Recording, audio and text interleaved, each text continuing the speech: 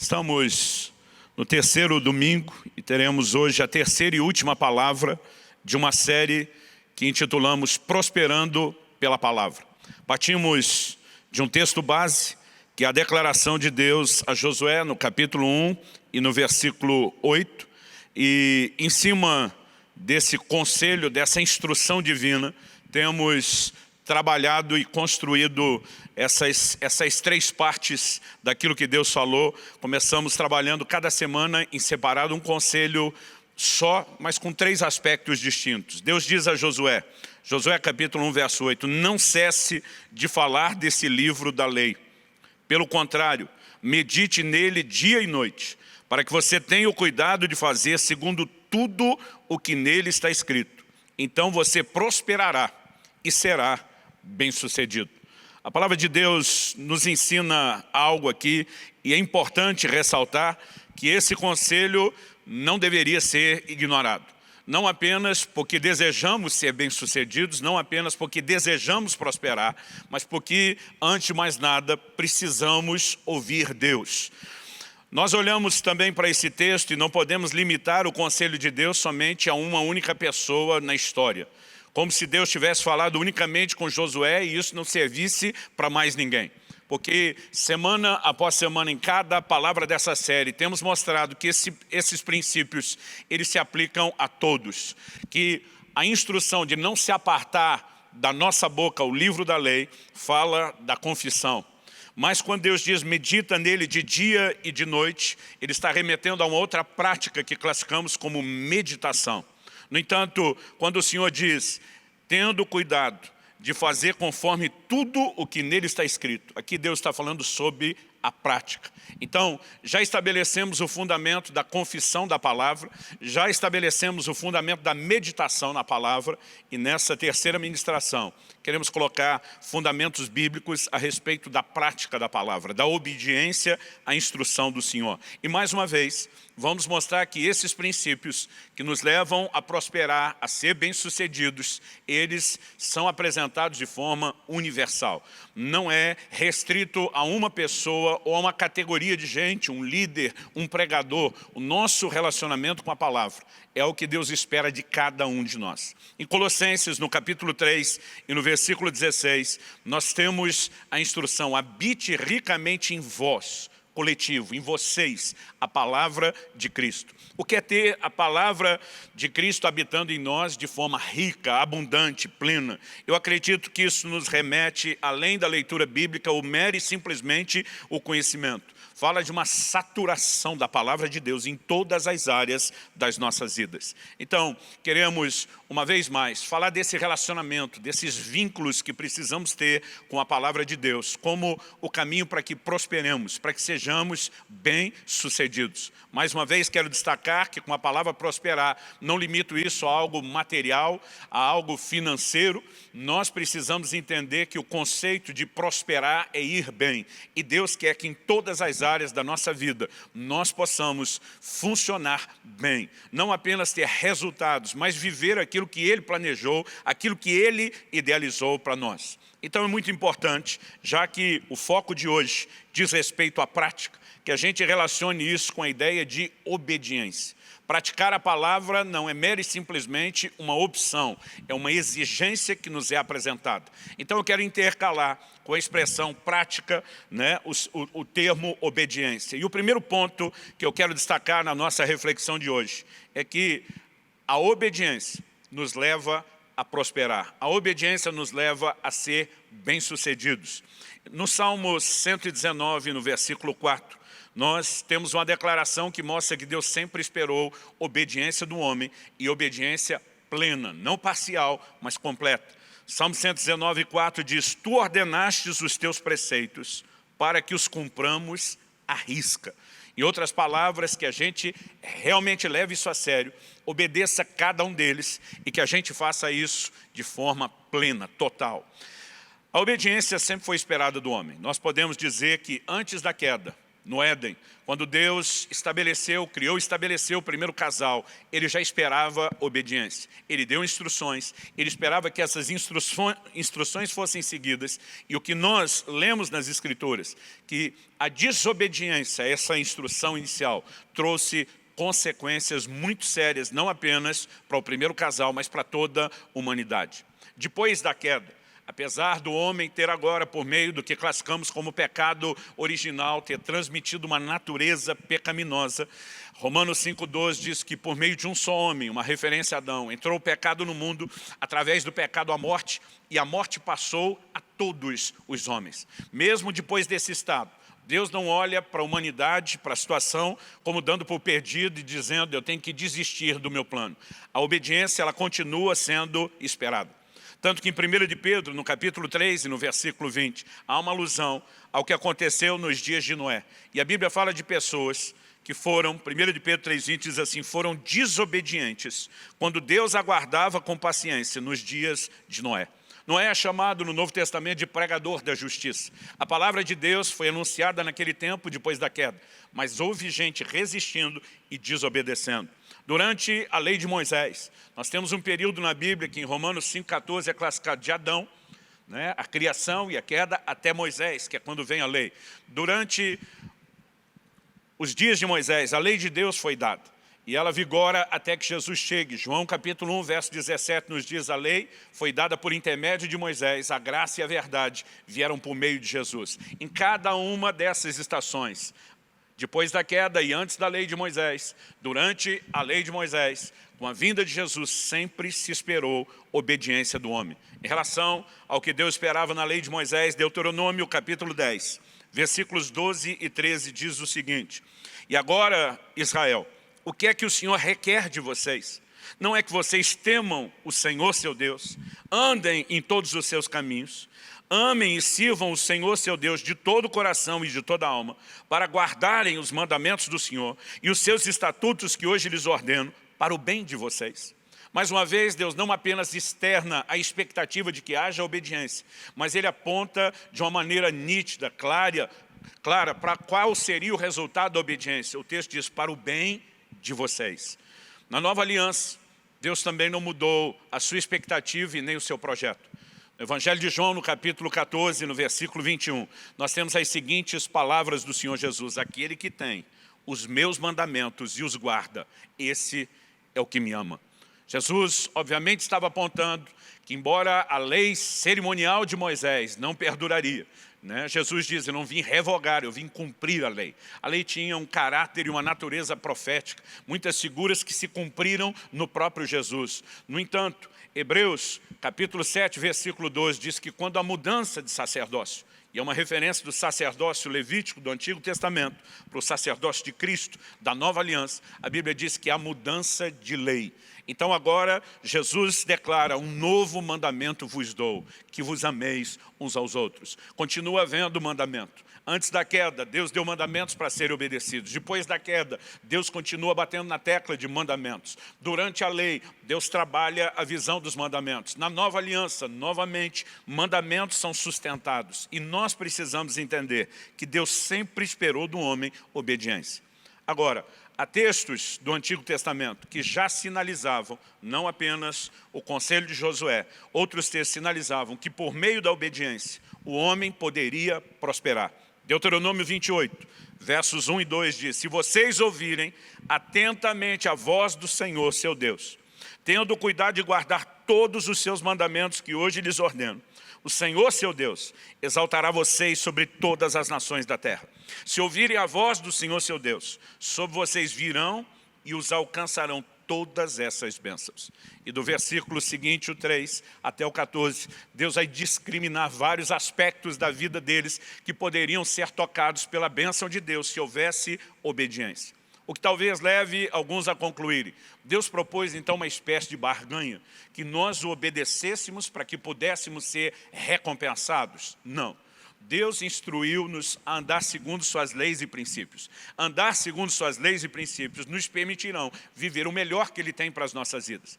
E o melhor de Deus para nós é que a gente seja bem-sucedido. Eu gosto de quando Deus fala com a nação de Israel, isso não pode ser limitado somente àquele povo do Velho Testamento.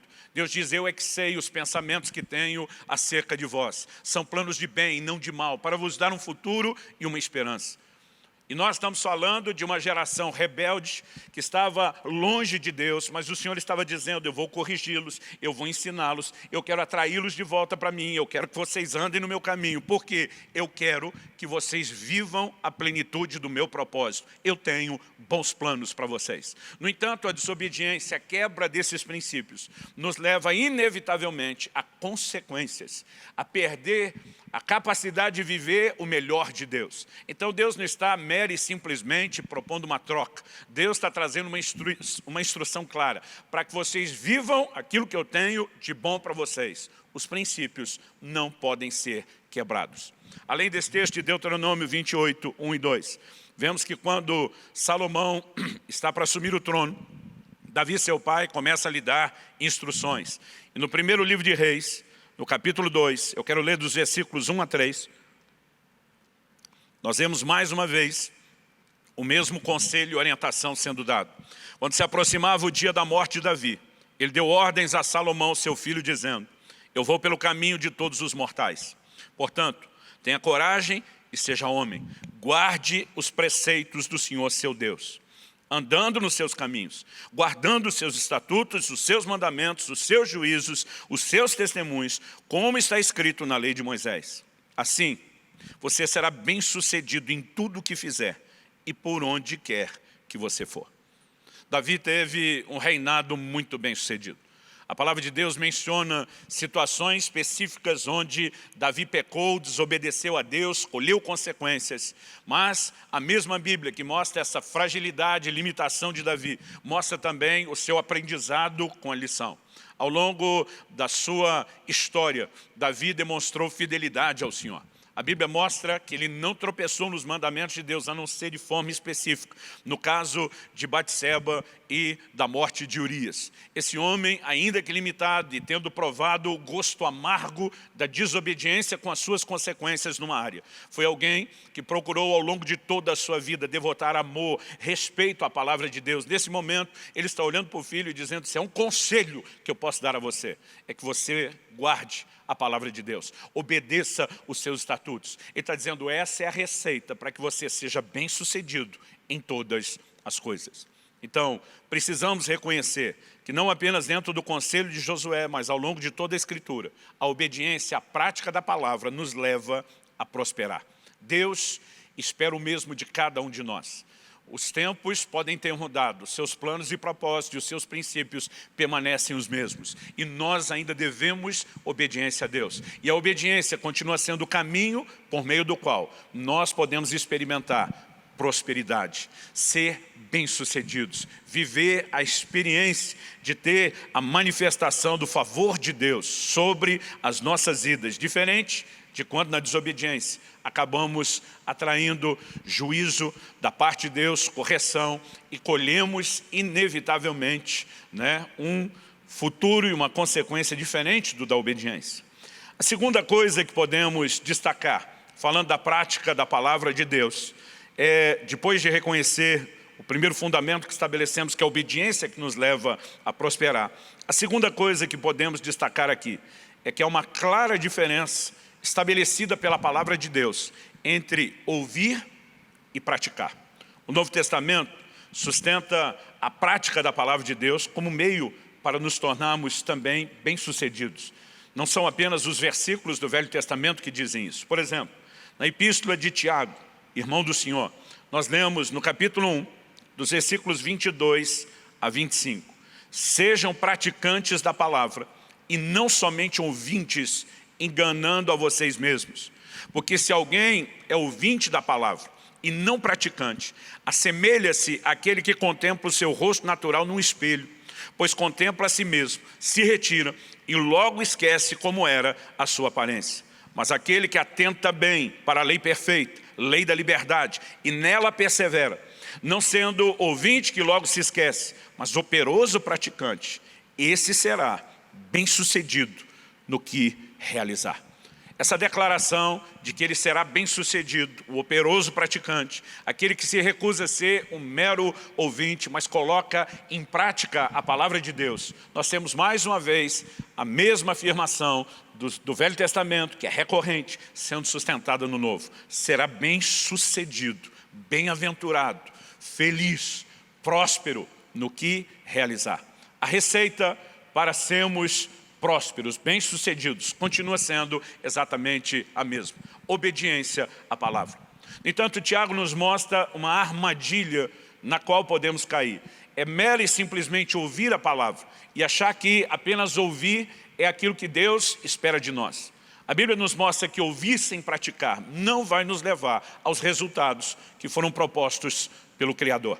Nós precisamos entender a importância de sermos mais do que ouvintes. É lógico que aquele que está ouvindo a palavra está se expondo a uma possibilidade de ter ação de Deus na sua vida maior do que quem sequer ouve. Mas mero e simplesmente ouvir não nos levará ao lugar que Deus tem para nós. É necessário um posicionamento claro, né? É necessário da minha e da sua parte uma decisão de obedecer e de colocar em prática. Então, olhamos para a afirmação da palavra de Deus e no verso 22 nós vemos que quem é um ouvinte e não pratica a palavra, ele está enganando-se a si mesmo. O que significa isso? Enganar-se a si mesmo. A pessoa acredita que está bem com Deus, porque está dando ouvidos à palavra de Deus. Ela acredita que ela está se expondo a algo que pode mudar a sua vida. No entanto, quando ela se limita simplesmente, meramente a ouvir e não coloca em prática, ela vai estar na ilusão de que será bem-sucedida, no entanto, não vai alcançar o resultado. Então podemos dizer que apenas ouvir pode se tornar para muitos uma armadilha. A pessoa está enganada, ela está equivocada, ela está acreditando que ela está trilhando um caminho que a fará bem-sucedida, quando na verdade não está. Então é importante que a gente reconheça isso, relativizar o que Deus falou. O caminho para ser bem-sucedido é que a palavra não se aparte da nossa boca. Isso significa não apenas que ensinamos, não apenas que cantamos, mas que nós a confessamos e declaramos o tempo todo.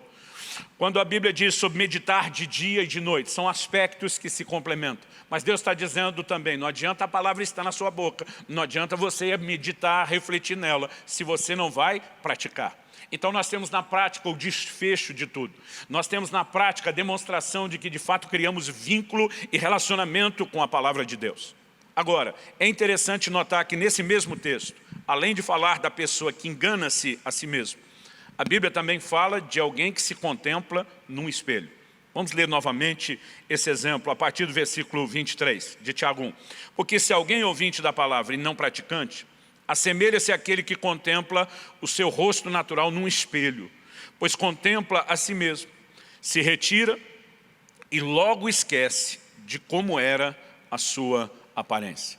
Interessante que hoje em dia a gente vive rodeado não apenas de espelhos, mas de bons espelhos, com reflexos perfeitos. Eles não tinham esse tipo de espelho na antiguidade. Os considerados bons espelhos, diferente da água, que naturalmente tinha um reflexo, né, quase perfeito, os considerados bons espelhos eram feitos de bronze batido, polido, e a maioria das pessoas não tinham acesso a isso. Então não era todo mundo que o tempo todo via o seu rosto. Então uma pessoa que contemplava um pouco, mas demorava para voltar a ver o seu reflexo, às vezes esquecia, talvez não completamente, mas perdia aquela percepção de alguns detalhes. Eu me lembro de muitas vezes ter esse sentimento quando era ainda garoto, aquela fase do início de pré-adolescência, às vezes me dava um desespero de tentar lembrar como era meu rosto. Me lembro às vezes de parar na frente de uma vitrine de uma loja, tentar ver o reflexo, e de repente eu lembrava e dizia, ah sim, são esses os detalhes que não estão vivos aqui na memória.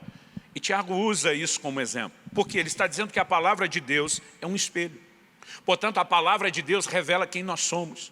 Há uma crise de identidade na vida de muitos cristãos que não sabem quem eles são, não sabem quem eles são em Deus, não sabem o que Deus diz a respeito deles, e não entender quem você é em Deus pode trazer prejuízo, pode limitar completamente as suas conquistas, pode impedir você de viver aquilo que Deus idealizou e planejou. É só olhar para aquela geração que saiu do Egito.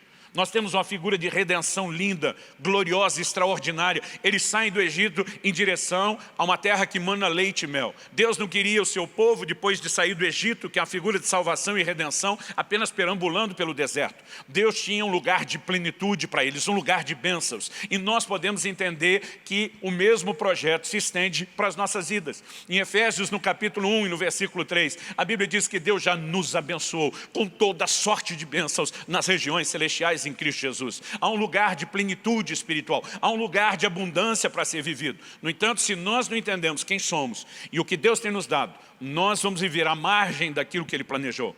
Então aquela geração que sai do Egito, finalmente ela chega no limiar da terra prometida. Moisés envia 12 espias, 12 representantes de cada uma das 12 tribos de Israel. Quando esses homens voltam, 10 deles estão focados apenas nas dificuldades. Somente 2 deles, Josué e Caleb, estão olhando a despeito das dificuldades, estão agarrados na promessa de Deus, numa palavra que Deus liberou. Os 10 espias começam a dizer, olha, a terra realmente é boa, Deus não mentiu quando disse que era boa. Mas, e esse mas é o momento onde a incredulidade entra. A terra tem gigantes, não está lá desocupada dando sopa. Esses gigantes não estão tão expostos, apesar de já ter uma vantagem para uma guerra que era travada mano a mano, na lança, na espada, né, numa batalha corporal. Eles, com 1 metro a mais do outro lado, tinham força, tinham uma envergadura, um alcance muito maior para a batalha, e já era uma enorme desvantagem, mas eles dizem, não é só isso. Esses homens habitam em cidades fortificadas, são verdadeiras fortalezas. E essas fortalezas estão no alto dos montes, o que dificulta ainda mais. Enquanto aqueles 10 estão choramingando. E o relato bíblico de Números, capítulo 13, termina com eles dizendo, éramos aos nossos olhos como gafanhotos, e assim também éramos aos olhos deles. No entanto, Josué e Caleb não estavam se enxergando como gafanhotos. Eles olhavam para os gigantes e diziam, são grandes, e daí? Habitam em cidades fortificadas, e daí? As cidades estão nos altos montes, e daí? Eles começam a dizer, ausentou-se deles a sua segurança. O Senhor é conosco, nós não vamos temê-los, nós vamos consumi-los como pão. Enquanto aqueles 10 criam uma identificação com toda uma geração, porque se viam da forma errada, se viam como gafanhotos, Josué e Caleb tiveram um posicionamento completamente distinto. Eles viam quem eles eram em Deus. Eles tinham a capacidade de viver a materialização da promessa. E esses foram os únicos de uma geração inteira que entraram na terra prometida. O que significa que se eu e você não conseguimos entender quem nós somos, se eu e você não conseguimos enxergar o que Deus de fato nos disponibiliza, provavelmente nós vamos viver aquém disso. Então há um espelho. A palavra de Deus é apresentada com a figura de um espelho. Ela revela a nossa verdadeira identidade, ela revela quem somos. No entanto, quem apenas ouve a palavra, ele se expõe um pouco diante do espelho, ele tem vislumbres que geram empolgação, mas depois ele esquece quem era. E na verdade isso para mim fala com clareza do que acontece com muita gente. Que no momento do culto ouve a palavra, ele de repente se sente empolgado, agora vai, agora eu vou entrar no que Deus tem. Mas daqui a pouco ele já não lembra o que exatamente ele tinha visto no espelho da palavra a respeito de si. E qual é o problema dessa pessoa? É mera e simplesmente uma memória fraca? Não. O problema é que ela não consegue criar um vínculo profundo com a palavra de Deus que mantenha a consciência espiritual acesa. E por que ela não consegue manter acesa e viva essa consciência espiritual? Porque falta a prática. O que estabelece um vínculo profundo com a palavra de Deus, o que permite que ela entre e trabalhe em nós em níveis profundos, é a disposição contínua de obedecer à palavra de Deus. Nós lemos Tiago 1 a partir do versículo 22.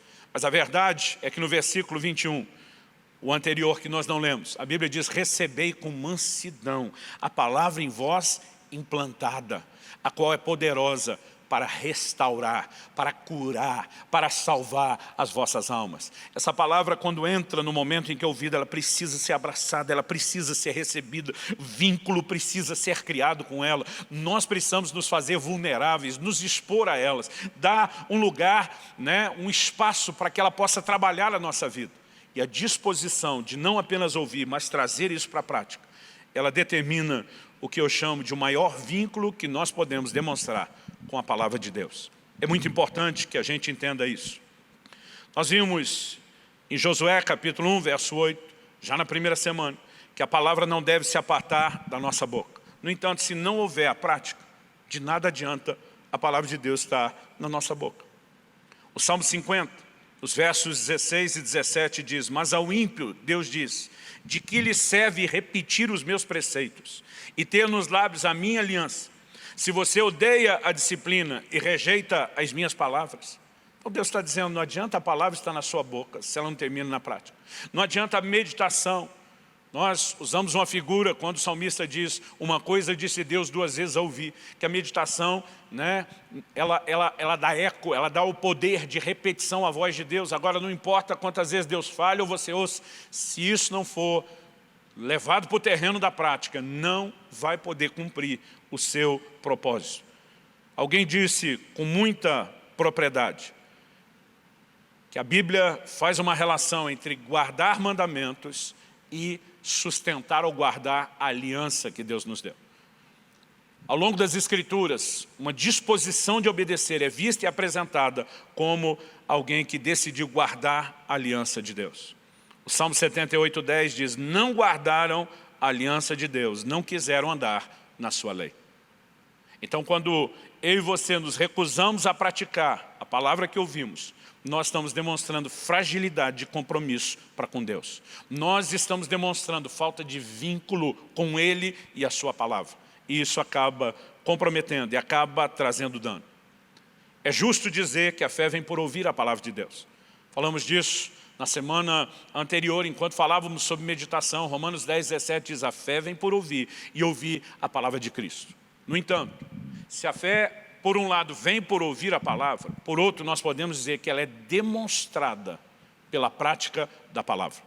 Se recebe por meio do ouvir, mas se demonstra, se exercita a fé por meio da prática. Tiago capítulo 2, dos versículos 14 até o 18, diz o seguinte, meus irmãos, qual é o proveito se alguém disser que tem fé, mas não tiver obras?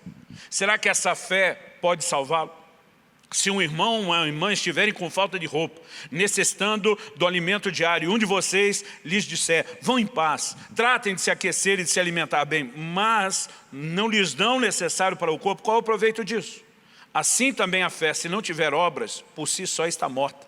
Mas alguém dirá, você tem fé, eu tenho obras. Mostre-me essa sua fé sem obras, e eu, com as obras, mostrarei a minha fé. Tiago está dizendo, tem fé aí dentro? A fé entrou pela palavra de Deus? Então, só existe uma forma de você demonstrar que a fé de fato entrou e ocupou lugar na sua vida. É demonstrar isso por meio da prática, da obediência da palavra de Deus. Quando entendemos essa diferença básica, fundamental, a respeito da distinção entre ouvir e praticar. Distinção que foi feita também no ensino do nosso Senhor Jesus. E eu já vou mexer nisso no meu terceiro e último tópico. A ideia apresentada por Jesus, e esse é o tópico que eu quero trabalhar, envolve a ideia de que pela prática da palavra de Deus nós estabelecemos firmes fundamentos, alicerces na nossa vida. Então vamos ler o Evangelho de Lucas, capítulo 6, do versículo 46 até o 49. Por que vocês me chamam Senhor, Senhor, e não fazem o que eu mando? Eu vou mostrar a vocês a quem é semelhante. Todo aquele que vem a mim, ouve as minhas palavras e as pratica. Esse é semelhante a um homem que, ao construir uma casa, cavou, abriu profunda vala e lançou o alicerce sobre a rocha. Quando veio a enchente, as águas bateram contra aquela casa e não a puderam abalar, por ter sido bem construída. Mas o que ouve e não pratica é semelhante a um homem que construiu uma casa sobre a terra, sem alicerces. E quando as águas bateram contra ela, logo desabou. E aconteceu que foi grande a ruína daquela casa. O que é que o Senhor Jesus está nos ensinando? Que há dois tipos de pessoas ou de comportamentos que as pessoas manifestam. O que ouve e pratica a palavra de Deus, o que ouve e não pratica a palavra de Deus. Cada um está construindo um tipo de casa distinto. A casa que tem fundamento sólido, firme, sobre a rocha e se torna inabalável, é aquela pessoa que constrói a sua vida na prática da palavra de Deus. Ela está colocando fundamentos. A pessoa que não pratica é apresentada por Jesus como alguém que está construindo sobre a terra em vez de sobre a rocha, ou sobre a areia, dependendo da versão da Bíblia que você tem. Isso significa o quê? Ela não tem fundamento, não tem alicerces. Agora, o que eu e você precisamos entender é que tempestade não é algo limitado somente à vida do que ouve e não pratica. Tanto um como o outro enfrentaram a tempestade. A tempestade ou enchente gerada por ela bateu contra as duas casas. E é o que nós precisamos entender, não importa se você obedece ou não obedece a palavra, se você pratica ou não pratica. Nós enfrentaremos adversidades. Muitas vezes as pessoas acreditam que por estarem obedecendo a Deus não necessariamente terão bem problemas. Não vão passar por dificuldades. Mas não é esse o conceito que nós podemos ter. Nós percebemos gente na Bíblia que entrou em circunstâncias adversas e difíceis justamente por obedecer a Deus. Sadraque, Mesaque e Abdinego, os 3 amigos de Daniel, foram lançados na fornalha porque decidiram obedecer a Deus. Foi a fidelidade deles a Deus e a sua palavra que os colocou naquela situação. E muitas vezes alguns desanimam pensando, não estou vendo o resultado. Esse negócio de se eu praticar a palavra vou prosperar, acho que não é bem assim, porque aqui eu decidi obedecer a Deus e eu estou no meio de uma circunstância difícil. E segundo Crônicas 32, a Bíblia falando de Ezequias, que foi um grande rei, um homem de avivamento, um reformador nos seus dias, que leva a nação de volta à prática da palavra, a se afastar dos ídolos. Capítulo 32, segundo Crônicas, começa sendo assim: depois de todos esses atos de fidelidade de Ezequias, levantou-se Senaqueribe contra Jerusalém e contra Judá. O problema dele não é por falta de fidelidade, é justamente num cenário de fidelidade. Então nenhum de nós deveria deduzir que porque decidimos obedecer à palavra de Deus não teremos problemas. Mas pastor, o senhor está pregando que a gente vai ser bem sucedido e prosperar diante dos problemas e não com a ausência deles. Agora, nós vemos que Deus interviu na vida de Ezequias. Nós vemos que Deus interviu na vida de Sadraque, Mesaque e Abdinego. Porque toda pessoa que se posiciona pela palavra de Deus, a despeito de enfrentar problemas como qualquer outra, ou às vezes problemas gerados até pela sua fidelidade, eles vão experimentar uma ação e uma intervenção de Deus. E a verdade é que esse tipo de tempestade ou adversidade que eles enfrentam não vai derrubá-los. Agora, o homem que não ouve e não pratica a palavra é uma casa sem alicerces.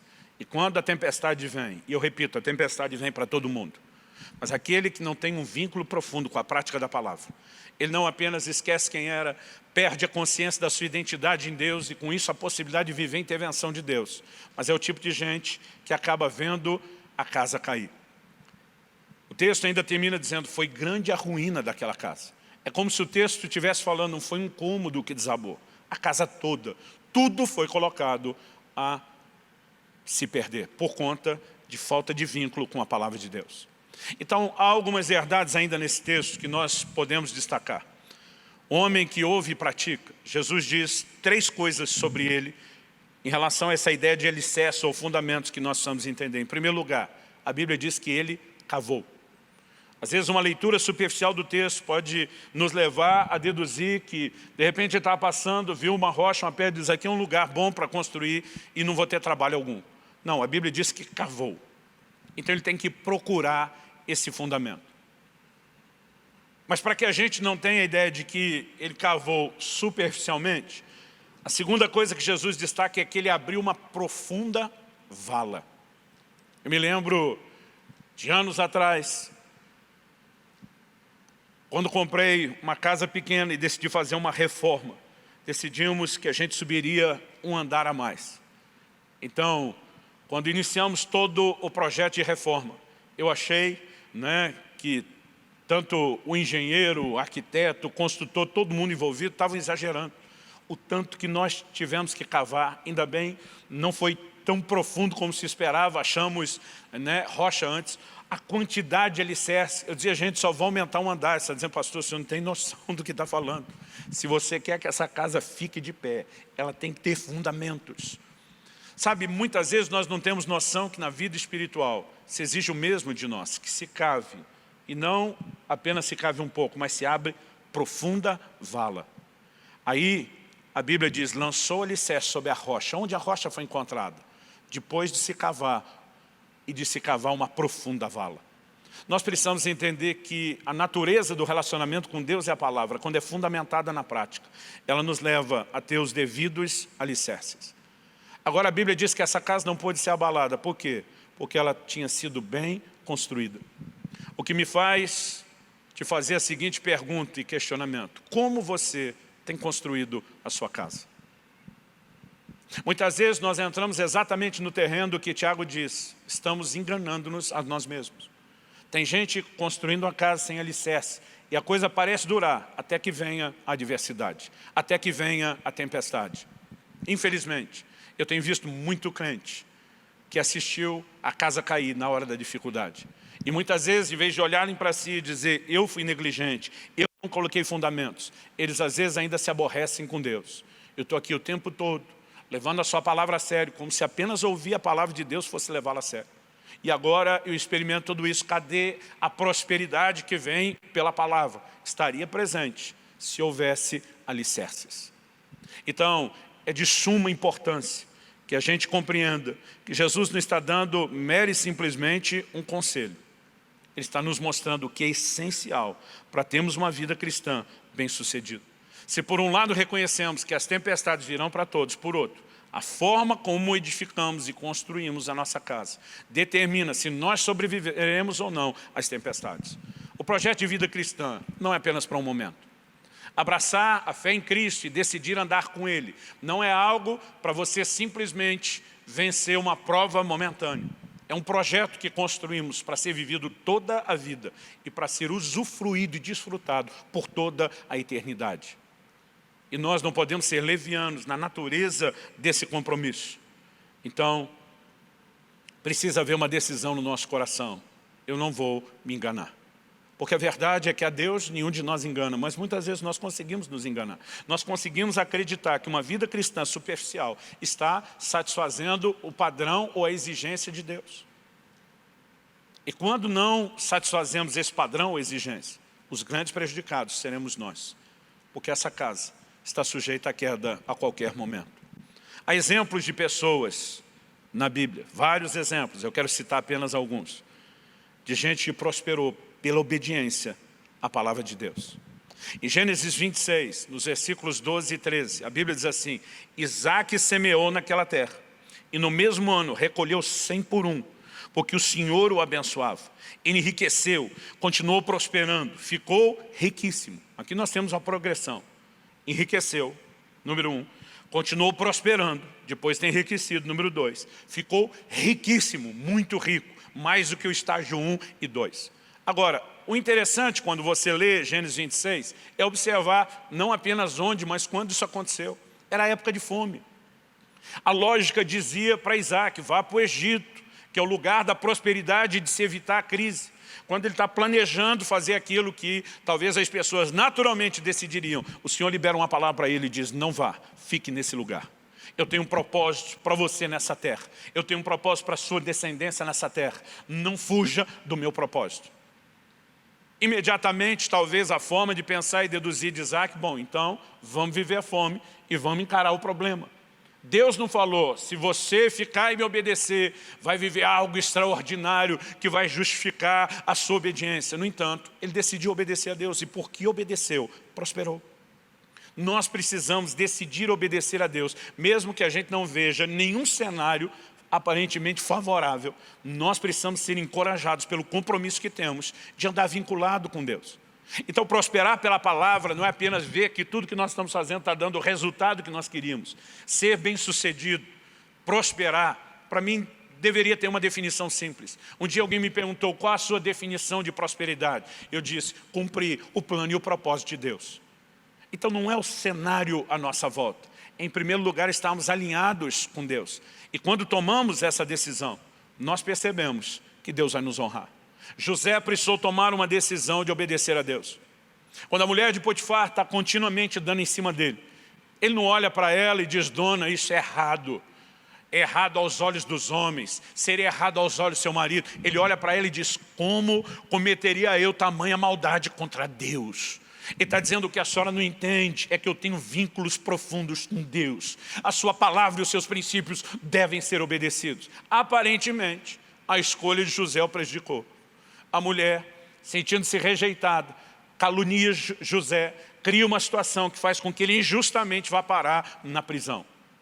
E alguém que olha somente o momento, talvez pensaria: não deve valer a pena obedecer a Deus e a sua palavra. É só você dar tempo ao tempo. E os desdobramentos na vida de José mostram a exaltação de Deus na vida de alguém que foi fiel e decidiu obedecer a sua palavra. Mencionei antes Sadraque, Mesaque e Abdinego. Eles estavam dispostos a morrer. Na perspectiva humana e natural, não havia nenhum lucro, nenhuma prosperidade em morrer obedecendo a palavra. Mas eles decidiram obedecer a palavra de Deus, independente de ter ou não ter bons resultados favoráveis para si. Decidir obedecer porque Deus merece a nossa honra e a nossa obediência. No entanto, não apenas viver um dos milagres mais extraordinários de toda a história da humanidade. No entanto, além de ter vivido isso, a Bíblia diz, numa perspectiva agora natural, Daniel capítulo 3, versículo 30. Logo depois de saírem da fornalha, a Bíblia diz: então o rei fez prosperar Sadraque, Mesaque e Abdinego na província da Babilônia. Você não vai encontrar uma única pessoa obedecendo a Deus e não vivendo as consequências disso. Podemos falar do próprio Daniel, que decidiu não se contaminar, que recusou obedecer um decreto que o ordenava deixar de orar a Deus, mesmo sabendo que poderia morrer. E quando olhamos para a Escritura, Daniel 2,48 diz assim: então o rei engrandeceu Daniel, ele deu muitos e grandes presentes, ele o pôs como governador de toda a província da Babilônia, também o fez chefe supremo de todos os sábios da Babilônia. Você não vai achar exemplos de gente que obedecendo a Deus não viveu os resultados. Ah, pastor, a Bíblia diz que Jesus aprendeu obediência pelas coisas que sofreu. Então, a obediência dele foi forjada no meio do sofrimento. E parou aí? Não. A palavra de Deus diz: tende em vós o mesmo sentimento que houve também em Cristo Jesus. Está em Filipenses, no capítulo 2. E eu vou ler a partir do versículo 5.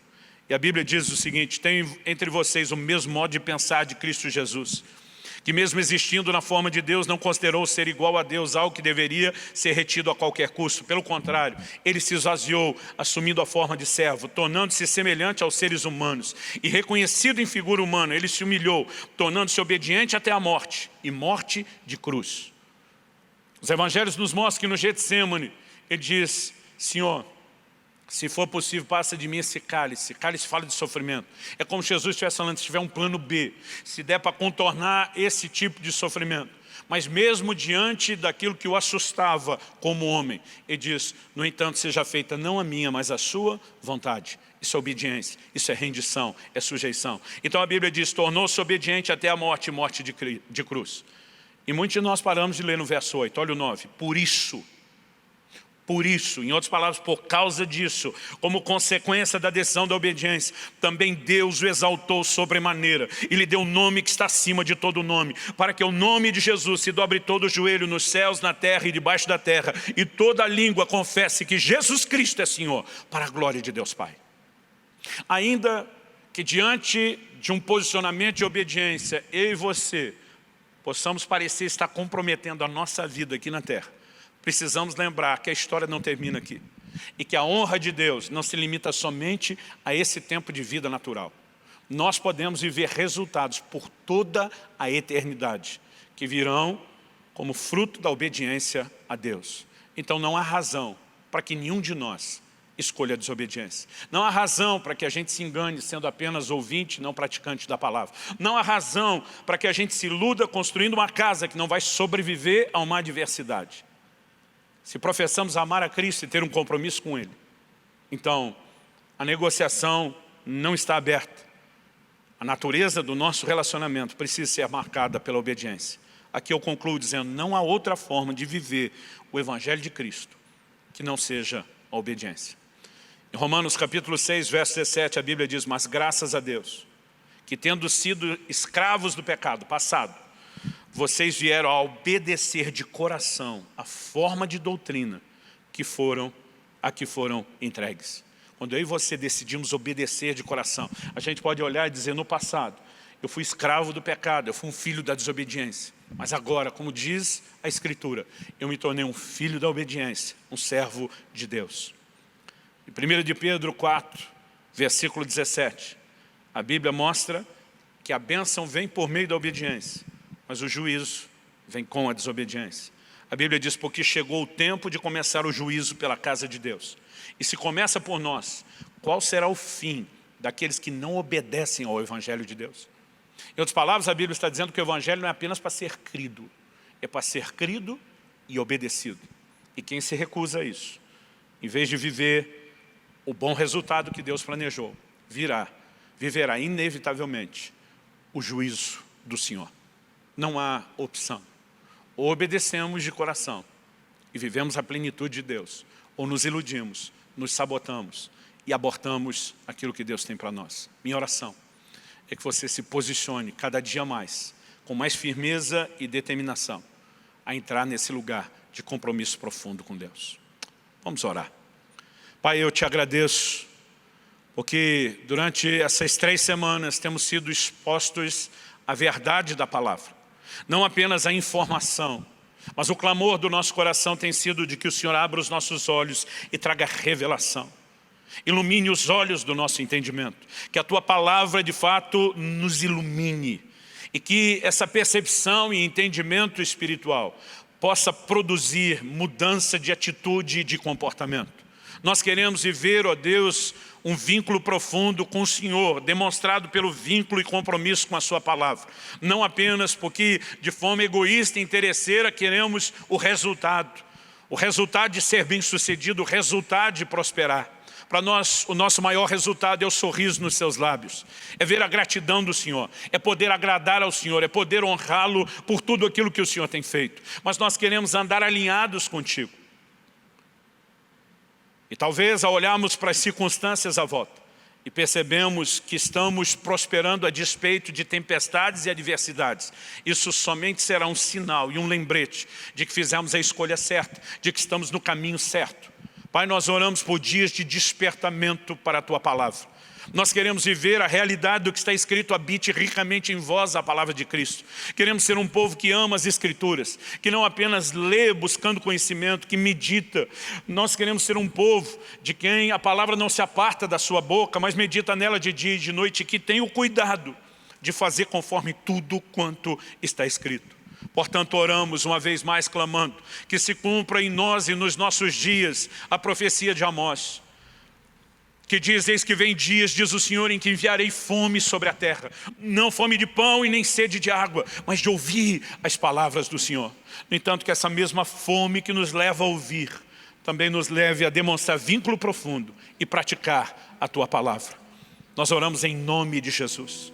Que nessa hora a boa mão do Senhor toque a vida dos nossos irmãos e irmãs, aqueles que estão nos ouvindo, nos assistindo nesse momento, que sejam visitados pelo poder e a presença do Senhor e que possam assumir uma nova dimensão de compromisso.